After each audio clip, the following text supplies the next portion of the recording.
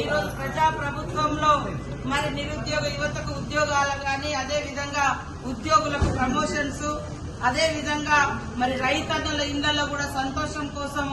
ఏకకాలంలో 2 లక్షల రుణమాఫీ, పేదింటి బిడ్డలందరూ కూడా ఉచితంగా బస్సు ప్రయాణం, ప్రతి పేదింటి బిడ్డ గుడిసెలో ఉన్నా కూడా వెలుతురును